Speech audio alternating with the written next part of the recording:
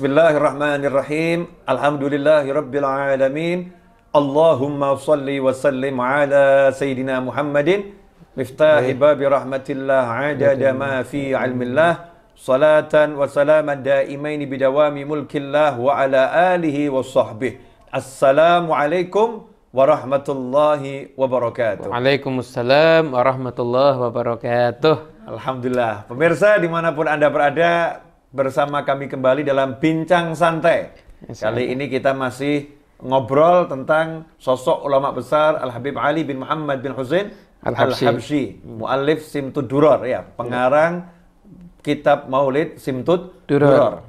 Beliau rahimahullah adalah seorang ulama besar yang muridnya tersebar ke seluruh penjuru dunia, dan cucu-cucu muridnya di Nusantara ini, di negara kesatuan Republik Indonesia sangat banyak. Nah, Habib Muhammad ini merupakan cicit langsung, ya. Seperti yang sudah saya sampaikan, Habib Muhammad bin Husain bin Habib Anis bin Habib Alwi bin Habib Ali. Ya, yang kita bicarakan Habib Ali bin Muhammad Al-Habsyi. Habib, saya mau ngajak antum untuk nostalgia, flashback. Ya, flashback tentang kehidupan orang-orang zaman lalu. Ya, sementara kita ada di zaman now. Karena kalau tidak kita bawa ini kehidupan zaman lalu ke zaman sekarang, kita nggak bisa merasakan, ya, seperti apa itu sebetulnya yang terjadi di masa lalu. Apalagi ini tembok di belakang antum udah mengingatkan zaman dahulu. Dahulu, tembok kenangan. Kenangan. Insyaallah. Saya kebetulan alhamdulillah pernah ke Hadramut walau hanya 3 hari, Habib. Oh, Masya Allah, 3 hari. Ziarah. Termasuk yang saya kunjungi adalah rumah tempat lahirnya Habib Ali Habsyi. Ya, di daerah Qasam berarti, ya? Qasam, ya. Di masa itu, ya, Masya Allah, waktu saya masih belia, ya, sekarang saya kan sudah mas muda. Sudah mas, ya. Waktu itu masih belia. Itu saya melihat Qasam ini desa yang sangat terpencil, ya. Desa sangat terpencil di Hadramut. Arah kalau dari Tarim kita mau ke ziarah Nabiullah Hud, dan nanti di situ ada daerah Qasam itu. Betul. Nah, Qasam ini desa kecil di Hadramut, suatu provinsi di Yaman. Yaman. Artinya, kalau waktu saya ziarah saja itu masih terasa sangat terpencil. Apalagi 183 tahun yang lalu. Karena pemirsa, Habib Ali Habsyi ini lahir tahun 1259 Hijriah. 183 tahun yang lalu. Lahirnya di desa namanya Qasam. Desa Qasam. Habib, waktu itu Habib Muhammad, ketika Habib Ali lahir kan Habib Muhammad tidak sempat nemenin ibunya Habib Ali, ya, dan nemenin istrinya, ya. Karena orang-orang Hadramut ini ulamanya selalu hidupnya dalam dakwah.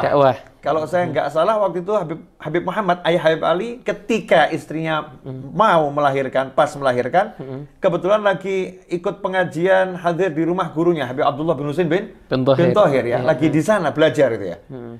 Jadi kenapa kok Habib Ali lahir di Qasam? Karena Habib Muhammad ini hidupnya untuk dakwah. Beliau itu masuk ke satu daerah. Beliau itu sudah masuk satu daerah, jadi fokus. Jadi bukan sekarang kan mungkin ada tabligh akbar dan lain sebagainya. Beliau ngajar sampai sekiranya orang di daerah itu mapan ilmunya, dan sebagian yang kadang-kadang ikut pergi sama beliau untuk diajari. Nanti dikembalikan ke daerahnya untuk dakwah ada di daerahnya masing-masing. Nah, ketika itu ada di daerah Qasam zaman sekarang aja seperti ini, apalagi 183 tahun yang lalu. Nah, insya Allah, Habib, nanti kita akan tampilkan itu di monitor nanti, ya. Insya Allah kita akan tampilkan, pemirsa bisa lihat di tengah-tengah kajian kami ini rumah lahir Habib Ali Habsyi, ya. Dan kira-kira kota Qasam seperti apa nanti Anda akan lihat di layar monitor, di tengah-tengah obrolan kami ini, insya Allah. Insya Allah. Jadi bisa membayangkan. Jadi ketika itu akhirnya diberi nama Ali, karena Qasam itu walaupun kota yang kecil dan terpencil di masa itu, namun di Qasam itu pernah ada seorang ulama yang punya keistimewaan yang luar biasa. Yang keistimewaan ulama ini setahu saya belum dimiliki oleh ustadz-ustadz yang viewersnya jutaan di YouTube. Masya Allah. Namanya Sayyidina Ali bin Alwi Khaliq Qasam. Sayyidina Ali bin Alwi Khaliq Qasam itu, beliau kalau sholat ketika tasyahud, Assalamualaikum ayuhan nabiyyu wa rahmatullahi wabarakatuh, menyebut niatnya kan salam untuk Nabi Muhammad, maka mendapatkan jawaban langsung dari Rasulullah SAW, waalaikumsalam ya Syekh. Dan itu didengarkan oleh makmum-makmumnya. Masya Allah. Dan beliau tuh kalau ngucap salam belum ada jawaban, diulang lagi. Assalamualaikum ayuhan Nabi warahmatullahi wabarakatuh, sampai ada jawaban waalaikumsalam ya Syekh, baru dilanjutkan. Masya Allah. Jawaban salam dari Nabi Muhammad SAW ya. Yang didengarkan oleh jamaahnya. Mungkin nih pemirsa agak masa sih orang kok bisa dengar jawaban salam dari Nabi Muhammad SAW? Bukankah Rasulullah sudah pindah ke alam barzah? Kita ada di alam sini. Ya mungkin perlu dijelaskan Habib, sehingga tidak menimbulkan kerancuan, kemudian tanda tanya besar. Ya. Kalau ilmunya orang zaman sekarang aja bisa menjadikan kita yang ngobrol di sini didengarkan oleh orang di rumah masing-masing. Nah. Bahkan banyak orang lihat langsung, apalagi ilmunya Nabi dan ilmunya para wali. Masya Allah. Masa kalah sama ilmunya orang zaman sekarang? Masya Allah. Jadi pemirsa, sedikit saya kasih gambaran. Kehidupan para wali itu menyerupai kehidupan para sahabat. Apa yang dimiliki oleh para sahabat itu dimiliki oleh para wali Allah, auliya wassolihin. Jadi jangan samakan dengan kehidupan kita. Ya. Pendengarannya wali, ya jangan samakan dengan pendengaran kita. Penglihatannya wali Allah jangan samakan dengan penglihatan kita. Para wali sedikit pun tidak melihat yang makruh, apalagi yang haram. Sebagaimana dikatakan, sampai kalau mandi pun tidak melihat auratnya sendiri. Maka maksudnya alat vitalnya sendiri nggak dilihat oleh auliya wassolihin. Saking menjaga pandangannya. Ini para wali Allah. Karena pandangan beliau itu beliau persiapkan nanti untuk melihat Nabi Muhammad Sallallahu Alaihi Wasallam, ya, untuk melihat keindahan di surga, sehingga dijaga benar-benar. Pendengarannya juga dijaga benar-benar. Seperti yang kita temukan ketika para sahabat berada bersama Nabi Muhammad SAW. Para sahabat bisa mendengar suara tasbih makanan yang lagi dimakan. Sebagaimana disebutkan dalam Sahih Bukhari di antaranya, wa kunna nasma'u tasbih ta'am wa huwa yu'kal. Kami mendengar suara makanan yang bertasbih, sementara makanan itu lagi kami makan. Itu juga pernah yang ketika Sayyidina Umar ngirim pasukan perang, Sayyidina Umar di Madinah, ngasih Yasariyah Jabal. Lagi khutbah Jumat. Ngatur pasukan perang, sementara pasukannya ada di luar kota 500 kilo itu. Ya, jauh sekali dari posisi kota Madinah saat itu. Jadi live streaming nggak perlu pakai mic, nggak perlu pakai kamera, nggak perlu pakai internet. Nggak perlu pakai kuota macam-macam, nggak perlu. Langsung itu. Sayyidina Umar bin Khattab. Kemudian jangan lupa ada juga janji dari Nabi Muhammad SAW. Janjinya Rasulullah. Karena Rasulullah itu nggak mungkin mengingkari janjinya. Man ra'ani fil manam fasayarani yaqadzatan atau kama qala sallallahu. Siapa yang pernah melihat aku di alam mimpinya, maka dia akan melihat aku di alam jaga. Siapa melihat di alam mimpi akan melihat di alam jaga. Sehingga tidak menutup kemungkinan ada umatnya Rasulullah SAW yang diberi kemampuan tersebut, bisa melihat dan mendengar suara Nabi Muhammad SAW. Sebagaimana dijanjikan juga oleh Nabi Muhammad SAW, dimanapun kalian berada, bersolawat dan salamlah kepadaku, karena sungguhnya solawat dan salam itu sampai kepadaku dan aku menjawabnya. Aku menjawabnya. Nah, jawaban Nabi ini ada, cuman telinga kita yang nggak mendengar. Sementara Habib Ali bin Alwi Khalid Qasam, salah satu pendiri desa Qasam itu ya, yang pernah tinggal di Qasam di zaman sebelum Habib Ali Habsyi, orang-orang soleh terdahulu, punya keistimewaan kalau at-tahiyat dalam salam mendengar jawaban langsung dari Nabi Muhammad Sallallahu Alaihi Wasallam. Nah, itu yang menjadi salah satu alasan kenapa Habib Ali Habsyi dikasih nama Ali oleh gurunya ya. Jadi yang ngasih nama gurunya Habib Muhammad ya. Habib Abdullah bin Husain bin Thohir. Jadi agar tafaulan, jadi agar istilahnya ngambil keberkahan dari ulama yang sudah ada, yang sudah pernah terbukti jasanya, ilmunya, akhlaknya, amalnya. Sehingga diharapkan dengan nama yang sama, maka Habib Ali pun juga insya Allah mempunyai akhlak yang sama, amal yang sama, ilmu yang sama dengan pangkat yang sama, maqam yang sama dengan Sayyidina Habib Ali bin Alwi Khalid Qasam. Nah, itu hal yang wajar dilakukan oleh masyarakat ya. Masyarakat di saat itu. Pengen anaknya punya suara yang bagus, dikasih nama seperti nama penyanyi-penyanyi ada juga yang seperti itu ada juga. Kalau pengen anaknya jadi jenderal, kadang dikasih nama Sudirman karena mengenang Jenderal Sudirman ya. Macam-macam ya manusia ini. Nah, saat itu Habib Muhammad, ayahnya Habib Ali, lagi belajar di tempat gurunya.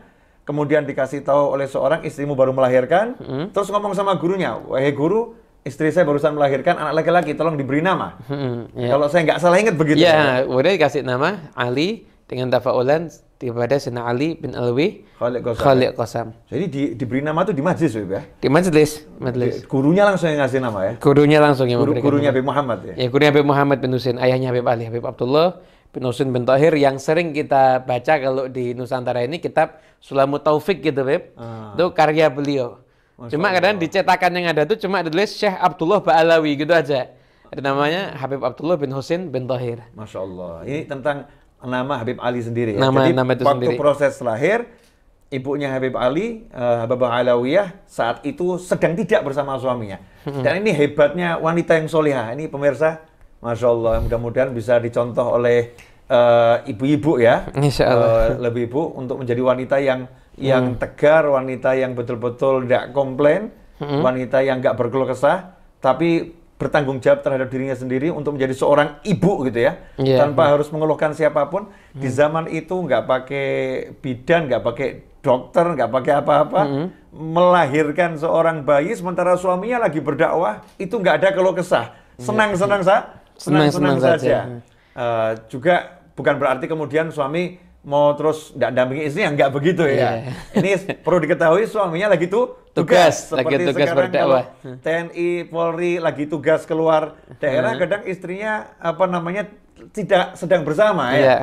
Nah, ini pengorbanan seorang wanita yang punya suami-suami bertugas di jalan Allah Ta'ala, bertugas untuk negara, maka dibutuhkan. Nah hasilnya apa? Hasilnya karena memang sabar dan syukur, dikasih Allah anak yang luar biasa. Bahkan sebagian ulama yang setelah Habib Ali, setelah periode Habib Ali itu, kalau menuliskan biografi Habib Ali, mereka seringkali menyelipkan biografinya ibunya Habib Ali juga. Masya Allah. Nah, jadi dikisahkan bagaimana ibunya Habib Ali itu seorang wanita yang dari kecil belajar dengan Habib Ahmad bin Omar bin Semit, ditarbiyah dengan seorang ahli dakwah, kemudian dinikah oleh seorang pria yang pria itu pendakwah dan mau. Masya Allah. Dan mau, karena pria itu rekomendasi dari gurunya. Jadi pasrah, jadi nggak pakai ta'aruf atau apa dulu, nggak. Pokoknya yang dipilihkan sama guruku adalah itu pasti yang terbaik. Jadi seringkali diselipkan karena memang sosok Habib Ali ini tidak terlepas daripada kedua orang tua yang luar biasa, ayahnya yang luar biasa dan ibunya yang juga luar biasa. Ini berarti ibunya Habib Ali udah siap untuk ditinggal terus sama suaminya ya, karena sadar di masa itu seorang pendakwah memang kalau udah ke satu lokasi bisa jadi berbulan-bulan di sana ya. Karena memang kalau sekarang seperti apa tuh? Yang kalau orang lagi kumpul di hotel 3 hari itu namanya apa tuh? Saya nggak paham nama-nama itu. Seminar gitu mungkin ya. 3 hari atau ya? Workshop atau gitu ya. Workshop ya. Ini dulu para ulama kalau dakwah ya seperti itu. Desa ya tinggal di sana sampai warga desa itu betul-betul bisa sholat, paham agama gitu. Agama, bisa baca Al-Quran. Pindah ke desa yang lainnya. Ke lokasi yang lain. Dan istrinya siap punya suami yang seperti itu ya. Seperti itu. Ini istri memang sudah nggak dunia lagi nih, Beb. Kadang-kadang nggak ditinggali apa-apa. Masya Allah. Kadang-kadang nggak ditinggali apa-apa. Kalau orang zaman sekarang dinalar kan bingung, ini suami seakan-akan nggak bertanggung jawab. Itu subhanallah hidup semuanya. Iya.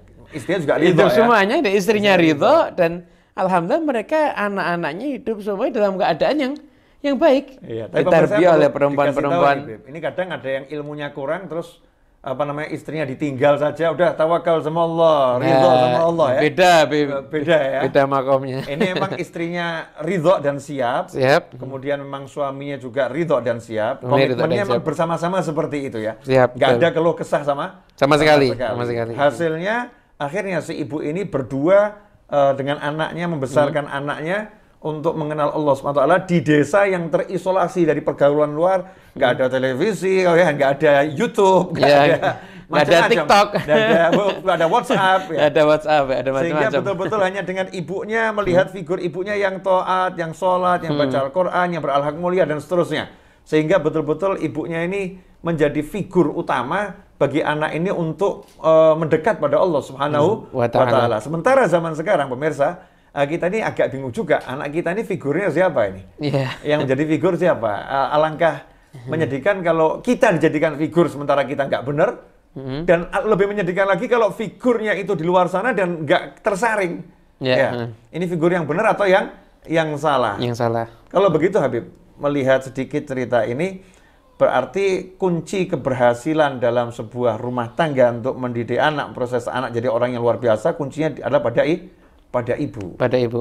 Insyaallah. Pada ibu. Habib Muhammad.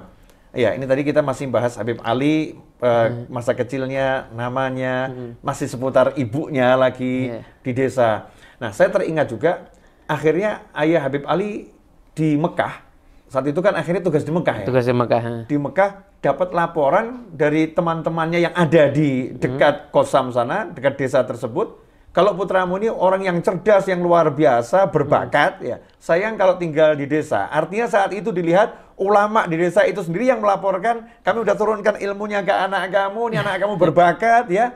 Tolong anak kamu ini dipindah ke kota yang lebih besar agar belajar pada ulama yang lebih banyak ilmunya. Artinya ulama-ulama di zaman itu kalau melihat orang yang berbakat, ya, lihat orang berbakat berusaha untuk menjadikannya diapresiasi semaksimal mungkin. Bahkan sampai dulu kirim surat, nggak ada ya? Nggak ada. Ini saingan saya ini, nggak ada ya? begitu. Masya Allah. Anda bisa bayangkan, pemirsa saya bisa membayangkan setiap guru tuh di sana pengen muridnya lebih hebat dari dirinya. Masya Allah. Setiap ayah pengen anaknya lebih hebat daripada dirinya. Jadi ketika itu guru tersebut memandang muridnya itu seperti anaknya sendiri, bahkan gimana caranya biar anak ini bisa belajar maksimal. Hingga akhirnya kan dapat perintah untuk pergi ke Sewon, ibu kota provinsi Hadramut, Sewon tuh Habib ya.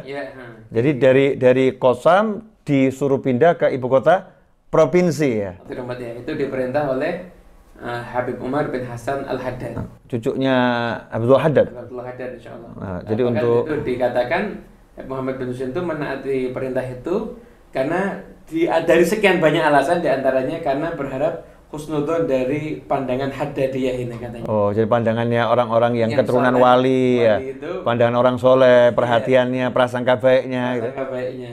Akhirnya pindahlah ke Sewon. Namun sebelumnya tentunya perjalanan orang dulu kan nggak sama kayak sekarang. Kalau kita kan mampirnya di rest area.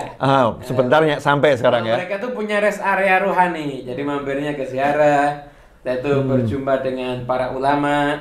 Kemudian minta wasiat, minta ijazah, bahkan ada minta ilbas.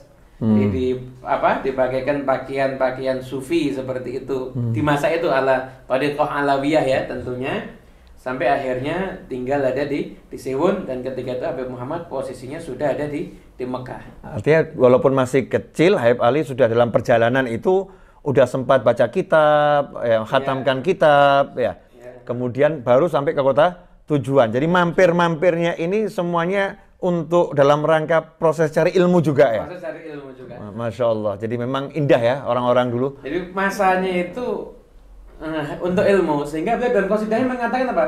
Madha fil ilmi wa taqwa zamani. Berlalu waktuku dalam ilmu dan dalam taqwa kepada Allah SWT. Masya Allah. Kita sangat jauh ya Beb ya. Kita ini sudah mampirnya di rest area, kalau masuk satu kota mampirnya ke mall gitu, nggak cari tempat ngopi, nggak cari tempat untuk orang-orang soleh. Ya mudah-mudahan kita bisa belajar dari pertemuan ini, pemirsa dimanapun Anda berada, agar kita bisa mencontoh kehidupannya orang-orang soleh, mulai dari masa kecilnya, bagaimana peran seorang ibu dan bagaimana peran seorang ayah meskipun jauh masih terus mengontrol keluarganya, mengontrol anaknya, walaupun tugas di luar negeri ini ya. Tugas luar negeri dan belum ada WhatsApp, Facebook, belum ada sosmed ya. Komunikasi masih terbatas. Ya, artinya terus menjaga lewat teman-temannya, bagaimana menanyakan kondisi anaknya, dititipkan keluarga pada teman yang soleh, teman yang alim, agar anak dan keluarganya ini betul-betul terjaga dalam perjalanannya menuju Allah Subhanahu wa Ta'ala. Alhamdulillah pemirsa, tak akan pernah puas kalau kita bicara orang-orang soleh, khususnya Habib Ali Al-Habsyi. Nah, insya Allah kita akan lanjutkan pada episode-episode berikutnya. Doakan ya agar kami diberi kemudahan dan antum juga diberi kemudahan untuk menyaksikan kelanjutannya, dan mudah-mudahan tayangan ini bawa barokah untuk yang berbicara dan yang mendengarkan dan yang melihat kapanpun dan dimanapun, dan bawa berkah untuk bangsa yang kita cinta ini agar semakin aman, semakin damai, semakin makmur, dan terhindar dari segala bencana dunia pun akhirah, dan semoga corona ini segera diangkat oleh Allah Ta'ala diberi gantinya kesehatan untuk semuanya, disembuhkan yang sakit di antara kita, dipanjangkan umur kita semua dalam kebaikan, ketaatan, keridhaan, kebahagiaan, kesehatan, dan kelak di akhir usia kita semua dengan husnil khatimah. Wassallallahu ala sayyidina Muhammadin wa alihi wasallam walhamdulillahirabbil alamin. Wassalamualaikum warahmatullahi wabarakatuh.